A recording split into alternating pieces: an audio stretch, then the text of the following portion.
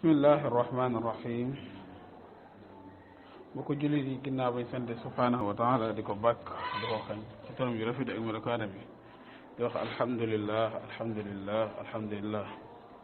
Oustaz Omar Biége Diop moo Kër Matar Gueye mi nga xam ne moo jiite daara ansaaru diin yàlla defoon na mu nekkoon natt boo xam ne téewoon nañ ko ci kaso bi daanaka lu mat at ak juróom benn weer yàlla def ne tey jii ci alxamis tey jii ci talaata ay àllarba gi ñëw na yàlla def na tey jii ci àllarba ñëw na ci ndimbalam ak tawfiixam ak jàppale moom borom bi kon suñ borom ñoo ngi lay sant yow mi nga xam ne da ngaa yaatu ay may yow mi nga xam ne da ngaa xarañ xam lépp moo xam lu feeñ la moo xam lu nëbb yow mi nga xam ne da ngaa xam-xam bu ànd ak xarañ yow ko xarañ nga ku bëri xam-xam nga ku baax nga ku soppi sa jaam nga kon muy ñëw ci 2022 la 4 10e mois bi xalami ar-rida bil xadaa ci bind lii nag mooy ñi nga xam ne dañoo nangu li nga xam ne mooy ndogalu yàlla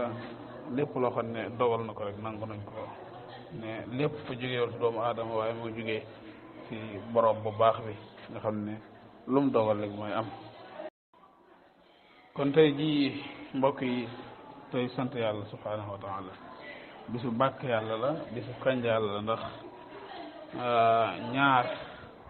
ñi nga xam ne ñoom lañ bàyyi muy sëñ Omar ak sëñ Birane loolu teraanga yu rëy la ngir ne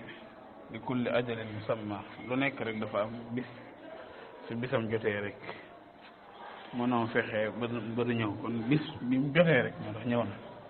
kon nag ñu ngi koy yëgal képp koo xam ne mbokk nga jullit képp koo xam ne suñu waa dëkk ñoo ngi koy jiital mboolem borom daara yi mboolem groupe yi ñu ngi leen koy yëgal ne ak Cheikh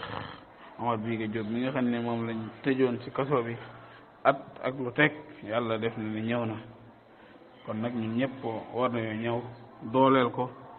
ñun ñëpp war nañoo ñëw ndokkeel ko ñun ñëpp war nañoo ñëw pour massaw ko coona wan ne ko li la dal ci natt bi ñun la dal li la dal ci natt bi ñun la dal.